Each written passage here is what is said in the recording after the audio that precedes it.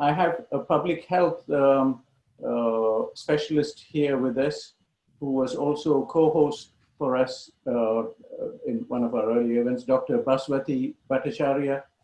Baswati ji, I don't know if you wanted to make some comments on what Balaprasad ji has offered us. Yes, thank you. Can you hear me? Very clearly, thank you. Great. So as many of you know, I am trained as an allopath as well as having a research doctorate in Ayurveda from BHU. One of the differences between allopathy and Ayurveda is that allopathy trains us very much in critical thinking. It is a basic foundation of science, modern science, and it is a basic actually foundation of ancient sciences also. Versus Ayurveda, in which the culture today is of undying gratitude, blind positivity, and inability to even make any critical comments. Otherwise, we are considered to be curmudgeons or we are shut down. We are regularly reminded by ourselves that we should not criticize anything. And that makes for a very difficult environment in which science is to grow, because we cannot say anything without being criticized, especially if we are women. So we are just supposed to accept. So with that as a backdrop, knowing that that is there, I want to make a few observations. One is that there is in no place that a scientific study would talk about whether it's an animal study, experimental model, or a clinical study, in which an intervention would be shown and the intervention would not be named. They would just say, look at these 33 cases, they're so amazing, we had great efficacy in solving UTIs, and it was a variety of interventions. No medicine was given, no specific intervention was given. You would never find an allopath that would give such a study and not mention the medicines. I waited very clearly to hear those medicines in the study that was presented, and I'm just wondering, why is that continuously a trend in Ayurvedic presentations?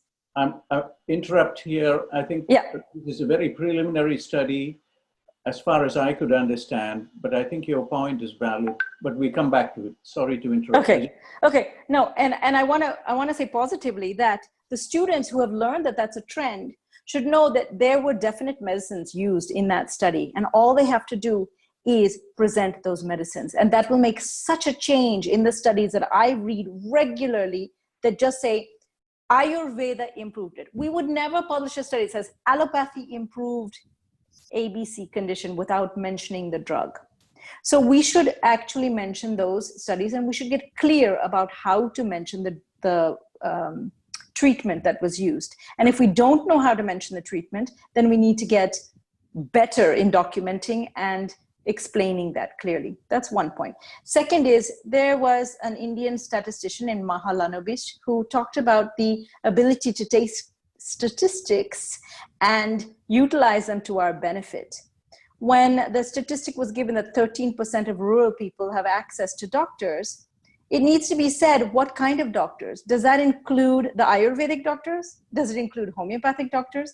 Because when I'm in West Bengal and I see doctors, they will only include the allopaths. They won't include all the registered medicinal practitioners. If you take all the people who are medically active, there are so many more. In UP, which is still the most populous state in this country, you will find many, many people who are very good at being what's called Dr. Mom.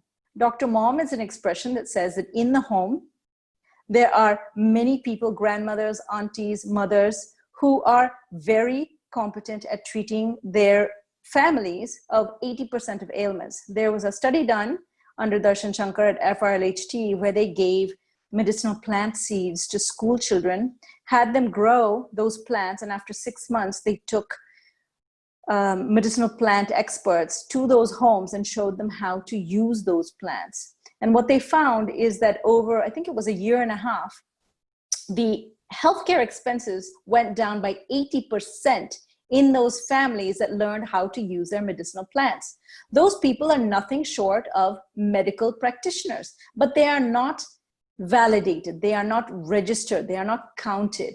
And so statistically, when my mother gives me tulsi or neem bengan or puts some fenugreek in my food and solves my acute gastroenteritis, or puts some oil in my ear for my acute otitis media, just because we don't give it a medical diagnosis doesn't mean it's not treatment. So I think that 13% having access to a doctor is for a reason in the rural areas, because many of them, you know, when I was at BHU, I did my PhD thesis on diabetes. Many of them would say, we don't want English medicines. Whatever you give us, don't give us English medicines. They refuse to take the prescription that they had. So does it mean that the people in the rural area don't have access, or is it they don't want to waste their money for a treatment that they don't believe in? So that's my statistics point. Third is the list of essential medicines, essential list of medicines that was presented. I've seen that list. In fact, Dinesh Katoch gave me the amazing document that was based on INRUD, the International Network for the Rational Use of Drugs, that was produced in India some years ago. It's a great list. However, we need to have more transparency and knowledge transfer. I saw that also in the TDU presentation. There is so much knowledge out there that is not transferred to the everyday person. The trickle down needs to happen, or trickle up.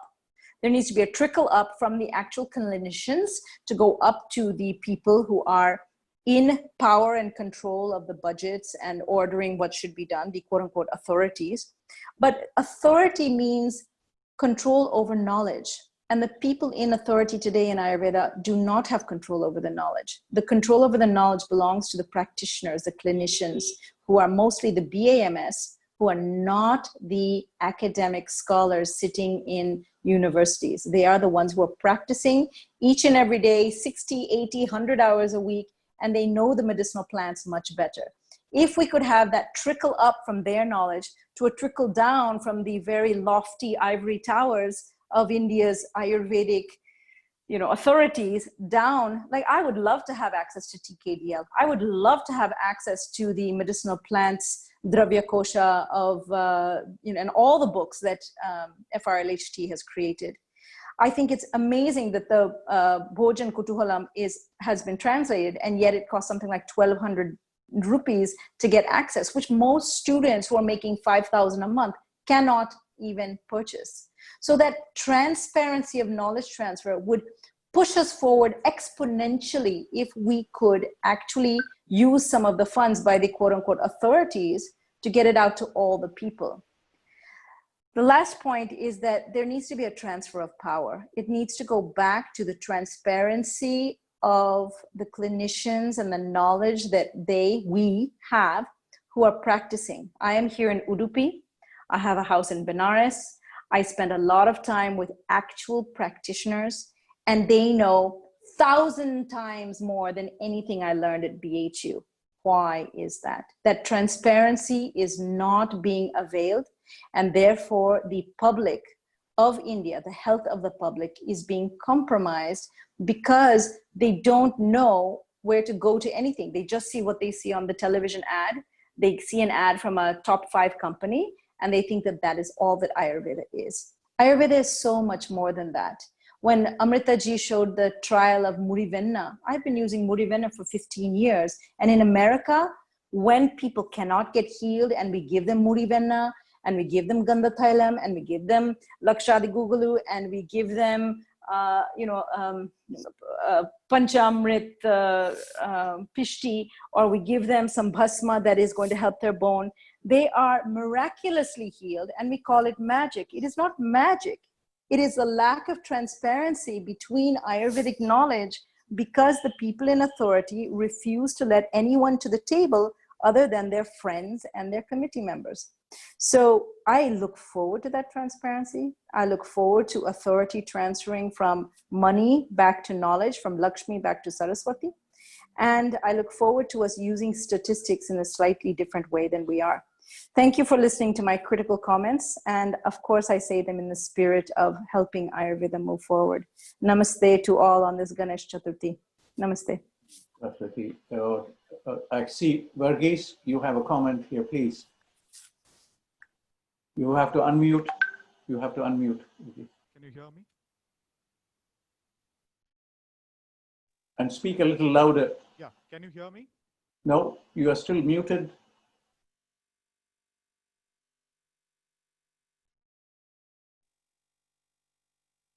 Yeah. Can Yeah. Now? we can't hear you. We can hear you, but your voice is very low. Your voice is very low. You'll have to speak a little louder into your microphone or turn up your microphone on your computer. Can you hear me now? Very It's faint. a little better. Wait, 1 minute. Is it okay now? No, Varghese, we have lost you. We can't hear you. Madan, I can hear him, but it's very Oh, faint. very faint. Can you hear me now? Yeah, now I can hear you. Thank you. Yeah. Thanks for that comments. I just wanted to ask you about that first point. If you don't mind, I wanted a little more elaborate view of yours on that first point. I didn't follow it fully. That's why I'm sorry. Madan, may I? Yeah, please do. Baswati, before you start, I want Varghese, there is some problem with your jack. I think if you just check whether the connection is correct, because we can hear you very faint. Yeah. Did you get the question, Baswati? If you did, could you repeat it for all of us? Yeah, what I think Dr. Verghese was trying to say is that he wanted me to elaborate more on that first comment that I made, I think about critical thinking, or was it about the UTI study? No, it's about the critical thinking. Okay. So in allopathic medicine, I'm trained. Oh, God. Just happened. Hello? Can you hear me? Yeah, it just muted me out. Can you hear me? Someone's muting me out from the control board. Okay, so in allopathy and in modern science, we spend a lot of time on critical thinking, where we take any study, what's actually called a journal club or a weekly meeting, and we look at the study and we do a full SWOT analysis. Strengths, weaknesses, opportunities, threats is the business model version of it. But in science, we talk about what's wrong with the study, what's missing in the study, what could have been done better, is the sample size too low, is something needing more elaboration that's not there, are we hiding data, are we taking the statistics and presenting it in a way that looks skewed, that doesn't actually give a picture from another angle. And everyone around the table has equal rights to ask questions from a very hard, chiseled, scientific point of view. My experience, my very harsh experience in India for the last 7 years, first starting as a Fulbright scholar where I was a professor and then moving into being a PhD student where I was a slave, I found that in journal clubs, we could not criticize a study of someone who is notable. So if it's someone at All India Institute of Ayurveda, we can't criticize their study. If it's someone who's at NIA Jaipur, we can't criticize their study. If it's someone at SDM, we can't criticize. And certainly at BHU, they're one of our seniors. We have to call them boss. We can't criticize their study. So how is it that we're supposed to say, you know, the sample size was inadequate? Or critically speaking, they didn't even mention what the therapy is. Or the table is not including the actual data needed. That level of critical thinking and being able to express it is so important for young Ayurvedic students to learn how to even think and how to express themselves. When we take comments from young people, they can barely articulate what they're thinking. They kind of have a sense of what they're feeling, but they don't know how to express it. And once they express it and hear themselves, they'll learn how to chisel that into more precise comments. So in each of the studies you showed, I made lists of critical questions that I would like to ask if I was sitting around the table.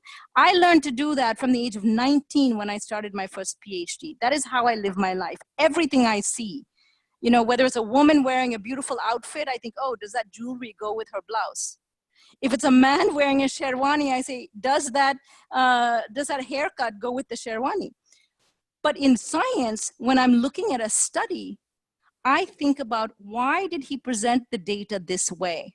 Why did he not spell that correctly? Why is that plant species not elaborated? Is it on purpose or is it carelessness? And I think those small things are what keep Ayurvedic amazing studies from being published in some of the leading journals in the West, as we say. There's a huge backlash of Ayurvedic doctors saying, well, we can't publish in those Western journals. That's why we have the predatory journals in India, because they won't accept our stuff because they hate Ayurveda. They don't hate Ayurveda. What they don't like is the lack of critical, meticulous perfectionism.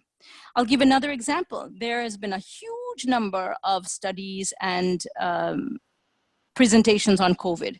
I think we're on the 15,423rd seminar on COVID and Ayurveda now, right? Everyone has a COVID and Ayurveda seminar. There was one who talked about research, and his presentation was excellent. But what he did is he took diagrams out of at least 30 other papers. Not one of them did he give a reference on the bottom. And I will contrast that. I'm sorry to use you, Madan, but I know you well enough. If you look at any of Madan's actual scientific presentations, where he's not being a host, but he's actually a presenter, every single one of his slides is verifiable by going back to the original paper. There is a reference, a source at the bottom of every page.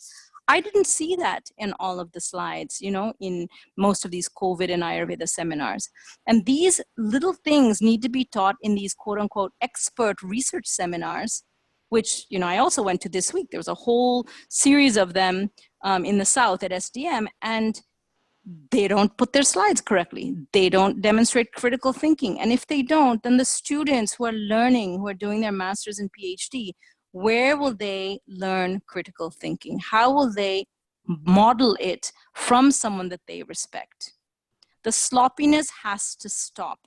And it's not that we don't know, because I'm now doing a postdoctorate clinically here in Udupi, and I will tell you, these guys know how to treat patients better than anything I've seen in modern medicine. I am so duly impressed by the doctors here and the way that they treat patients. Why can't we translate that into algorithms where we actually document what is done? I'm waiting for that. And I'm hoping that you guys will take these comments in a positive way and maybe invite those people who know how to do it finally to the table, because the people who are doing it have been failing at it for the last 20 years, and they occupy the seats and they put together their what shall we call it, their protocols. And those protocols are not working. We need new blood around the table, young, very talented clinicians who know how to treat patients and can be trained how to speak articulately and document and show real validity. Thanks for asking the question, Dr. Varghese. Thank you. Thank you. Was that useful for you? Yes, it was. Thanks a lot. And you can contact me anytime if you Thank you. Thanks a lot. Thanks. want more. Thank you, Varghese, for raising this important question and for very critical but important feedback from Baswati ji. What I put a comment here on the chat box saying the Ayush Valley certainly has noted this point, and we will promote workshops in critical thinking. So the Valley will now, together with our resources, we will try and enable a series of workshops, and we will get on this whole area of critical thinking, and so that people like yourselves, MD students, PhD students, and students from different colleges across the country will be able to join us so that we can press this point a little more. Number two that came through from Baswati ji's comments is about the shift, about where the true knowledge resides in the country. Thank you for highlighting the fact that there is more practical knowledge in the villages, in those BAMS graduates who are working on a daily basis, seeing patients. We will, the Ayush Valley has noted this, and we will promote mechanisms by which we can capture this data. And in fact, this is the very reason why the Valley was founded. The foundation wishes to promote this and capture this. It is a big job. It's very important. We will do that, Baswati ji. And maybe we will also drag you into these activities so that you can guide us in these things. Now, we have a few people, I'm just looking through our attendees list, and I'm also keeping in mind the time available. Now, before I go to what I want to say, Varghese, do you want to comment on what Baswati ji mentioned? Would you like to comment on it? It's not audible. You're on mute. Oh, Okay. Yeah, we can hear you now. No? You. Yeah. Yeah. So, Can you hear me now? yeah. Yes, yes. Yes. Yeah. I particularly don't have any comment. I was just thankful to her. I just wanted to have an elaborate picture. This aspect which she was talking about has haunted me throughout my studies, and still going on. I mean, we are trained. We Ayurveda people are not trained in a way that it provides a platform where we can perform to establish research in the field. So I'm just thankful. Thank you. Thanks a lot. Thank you for commenting here. I think you've touched the most important point, that students are not trained in critical thinking, and we have noted this. We have discussed this previously, but we will act on it now. So that I hope in the next few days you will see an announcement on the Ayush Valley web pages about workshops for critical thinking for Ayurveda students across India, wherever. So we will move on it very quickly. I have a comment that has come through from Vinayak Sathe, who's coming to us from Pune. Vinayak ji, would you like to make a comment? Let me see if I can bring you on the platform here. Vinayak, is Vinayak ji here? Or Namaste, and happy Ganesh Chaturthi to everyone. Am I audible? Very clear. Yes. Yes, I'm a data scientist and AI expert. I lived in US around 21 years, and I'm in Pune right now. And just like Basmati ji mentioned that the truthness or authenticity or the meticulousness of our thinking and presenting ourselves in front of the world is very important, because I work in data science and I work all the time with the different data. And the way the bias in the data is introduced by the people or by the systems, because of inaccuracies of system. Similarly, the bias get unconsciously introduced in our behavior and our thought process. So we have to be very conscious about that, to how we present the data, how we critique the data, how we test the data before actually making any conclusions or any analysis on that. I also like that idea about getting the knowledge or the wisdom from the people from the villages who are having this knowledge about herbs, medicine, Ayurvedic medicines, and they're treating the patients or the family members. How we can make it algorithms, how we can create algorithms out of that. And the third point, I also like to add this: critical thinking is important, but as well as the lateral thinking and the systemic thinking. There are courses in MIT they taught about this systematic thinking, and their whole curriculum was system design. So if we consider everything in systems, and we can, as a scientific way, we can analyze things. I think there is a first sentence in Ishopanishad: Satyat nasti paro dharmaha. So the truth is, the more important than everything else. So with this, I like to end, and I wish all that I can contribute as a data science perspective. If you want to make anything algorithmic or make it useful or useful for the people and create the impact. Thank you very much. Thank you, Vinayji. You have touched a very important term here, algorithms. And I know Baswati ji is thinking a lot about this thing. Maybe this is another area that the Valley will promote about algorithms and algorithmic thinking in clinical Ayurveda. Baswati, would you like to comment briefly, or you want to? Yeah. You know, one of the excellent things at MIT is that they have a cross registration capacity with Harvard. And so we had a lot of these engineers and technical people who would come into medicine and teach us how to think more systematically with something that's called a dirty science. So the clean sciences were physical sciences like mathematics, engineering, and things that didn't have variables that were untrackable. And so it got me thinking about medicine and how to track those. The thing that makes Ayurveda dirty, or modern medicine dirty, or any clinical science, is that we go into the subtle realms and we go into the very large macrocosmic realms seamlessly when we talk about the mind, consciousness, the role of the emotions, and things that cannot be tracked on a quantitative level. Do you feel pain? There's no way to track pain in a quantitative way. So people at MIT that talk about lateral thinking and systemic thinking use something called the black box method, where you know if you had more pain and you know if you have less pain.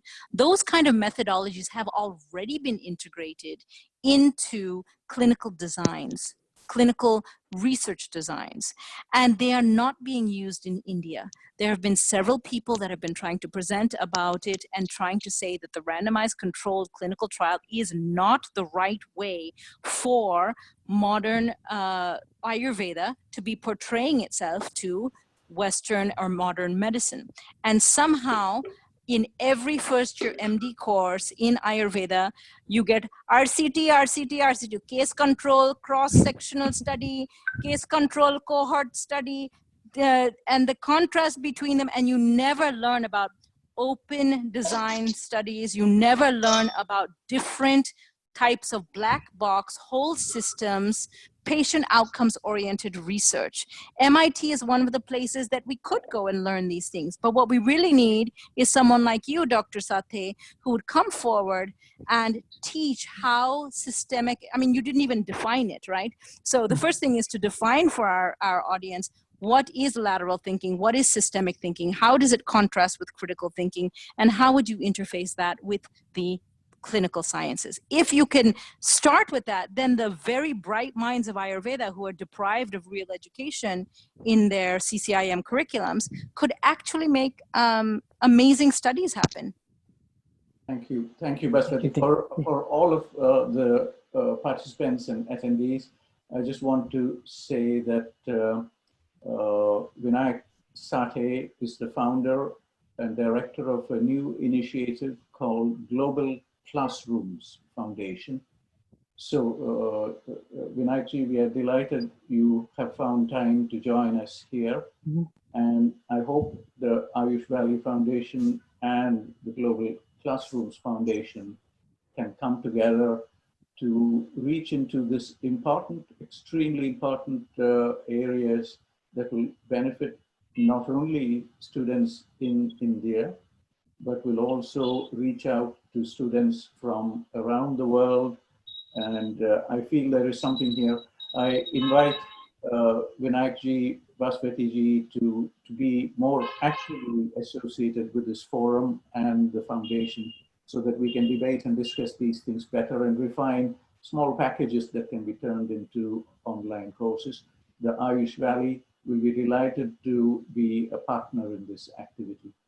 I noticed in our, among our panelists, somebody named Bamidele. Bamidele, hello.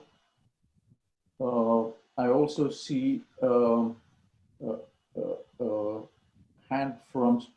raised hands from Vinayakji. Vinayakji, would you like to add something to this? I will not take much time, but I agree, because I'm audible here? Yes, you're very clear. Yes. Okay. Sorry. So I thought that is I got a small amount of time. I don't want to take everybody's time and derail the discussion. But there is a health science technology program from MIT Harvard collaboration. I have my friend, my colleague, who is a professor over there. He teaches image processing, and there is a research going on in different areas there. I'm aware of some of the students, the fantastic research on the liver and cell generation.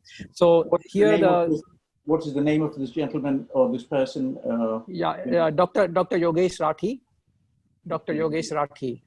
He is my colleague from BITS Pilani, and he has been working on image processing area. He's a professor.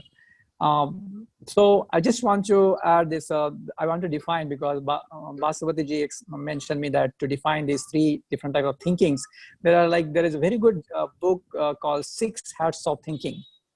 It has given around 6 different ways you can think based on the situation, evidence.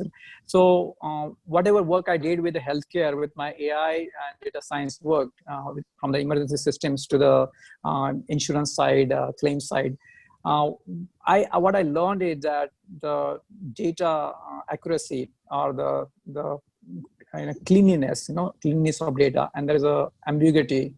So people who are having the intuition, people who are creative, who can have a courage to listen and learn, or take every critiques in a positive, constructive manner, and see the gaps from the different angles, and try to find out the questions, the answer to the questions, like if the sample is small, or this is how this pattern is looking out, and not only neglect outliers in the data, but consider all this. They are one. I'm thinking that a lateral thinking is not go with the boundary of the system, but also find out the things that which are rarely happenings, but very, very important, like those outliers. So lateral thinking is when you are in situation thinking out of the box. People say the box is nothing but you put the boundary. The people who are using a little bit their intuition and try to find out the important connections, that connecting dots, and then systematic thinking at the system level thinking, how we envision like systems of systems.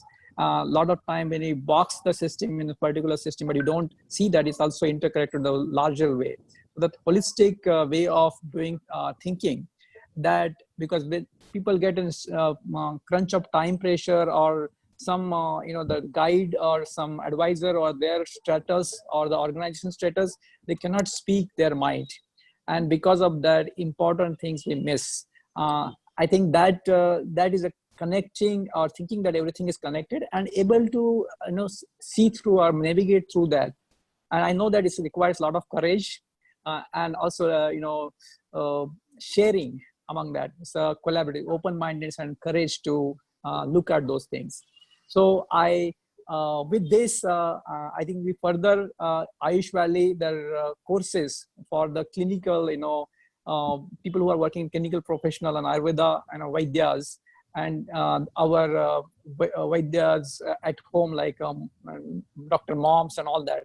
So we can actually learn from there what are the intuition things are there, what are the way they think about the system. The food is there, the environment is there, our thoughts is there, what are different energies, sunlight is there, how this is making impact on their health. And so this is systematic way, and doing this is a scientific systematic way is important, but capturing the right data, data is also important. I think without data we cannot do much research, and there is a different parameter dimensions of data. One of the called veracity of data. Veracity is authentic, like truthfulness of data. How truth is there inside, how you can use that data as a source of truth or not, So that those kind of thing we can think of. So with this, all best wishes to what you are doing, Madanji, and I will love to contribute. This is my subject close to my heart, health, and we talked about that earlier about the food and the health. I know, Vinayaki, we are very, very happy that you have reached out to us. You are here with us, and you raised all these valuable points. We are making a note of all these things, so that we can engage a little more. Same with Baswati ji, and as you can see, there are many students who are keen to learn more about this. I want Vidya Shankar ji to comment on this. I can see a comment coming. Vidya Shankar ji, we can hear you. Yeah. Would you like to comment? This has been something which I have been having discussion with a lot of people, including Mr. Varghese. I think what Dr. Baswati was saying about critical thinking was right. The problem with that is in traditional medicine, generally what I've seen, mostly I have interacted with Ayurvedic practitioners, what I see is that they are dogmatic in the sense that they think that whatever is written, let's say in Charaka Samhita, is written in stone. And I think that is something which we need to move away from. We have to understand the possibility of Charaka or Sushruta being wrong too, based on newer findings which we have. I think that is where the dogma comes. When you speak to Ayurveda practitioners, some of them refuse to disclose their treatment protocols. And that is something which I think is bad for the science part of the knowledge. That is where we have to work towards it, to show that you benefit from being criticized. You actually take Ayurveda to the next level. Because right now, Ayurveda is stuck in whatever century it was written, whatever the books which were written in that time, it is stuck right there. And it could have had a great potential to actually upgrade itself. And that is a small comment which I wanted to make. Thank you, Vidya. Thank you, Vidya Shankar. Now, I don't know, it seems that you connect with Varghese in Bangalore, and I will recommend Varghese, or I suggest Varghese to connect with yourself so that we can draw you into a little more of this discussion area that we are talking about. Sure, so Dr. Madan. We can formalize. The Ayush Valley is very delighted that you have joined us today, and you've given us some valuable thoughts and how to shape things further. But I don't know where you are. I'm hoping. Dr. Madan, I think we have actually previously met in TDU. Okay, we've met in TDU. So my apologies, but let us connect. I put my details on the chat. You can see that there. I want to know if Bala Prasad ji wants to comment here a little bit. No. Namaskar ji. Namaskar. Would you like to comment? Submitted, you have given me opportunity. At that time I have already said. I have wanted to request Dr. Katoch to consider about establishing a Ayush research management system, research information management system, so that whatever research being done in different places, people should know about that. That's all. Sir, I have a comment just to conclude on this. The Ayush Valley will be very interested to promote this about the Ayurveda research management systems, and we will have an internal discussion in the board to see how we can become a catalyst and also a driver of this whole thing. I think with minds like Vinayak ji and minds like Baswati ji among us, and along with the skills that we have in-house for data management, we might be able to deliver this very swiftly. So I'm going to take the freedom to come back to you, sir, for some more Yes, thoughts. you can come. Let me clarify one thing, since you have mentioned this. I am not Ayurvedic physician. Okay, that's fine. I am a PhD in research management from forestry side. I'm Indian Forest Service officer, but Ayurveda is my second home because I was posted 3 times there as a director, as a CEO, National Medicinal Plant Board, and a joint secretary. I am retired from Ministry of Panchayati Raj as a special secretary. I think this is exactly the combination we are looking for. We want to reach out to the villages. We want to see where the knowledge is residing in the villages. We want to take the knowledge towards us and document it and put the knowledge back to new places. So Baswati ji mentioned Uttar Pradesh as a place where there is knowledge out in the villages. Every state has knowledge out in the villages. And the whole concept of the valley is just this. The valley wants to be a home for this knowledge and to take this knowledge, document it, and give it to the world and invite the world to come and learn from us about these systems. So thank you so much. We will now start troubling you a little more so that you can be a little more active in our. It will be a pleasure. It will be a pleasure, no trouble. Thank you. It will, if you have contribute anything to the society, anything on in a sunrise sector like Ayurveda, it will be great for me. It will be a delight to have you with us, sir. Thank you so much. Now, I see Bamadele. Bamadele, greetings. Can you hear me? Hello?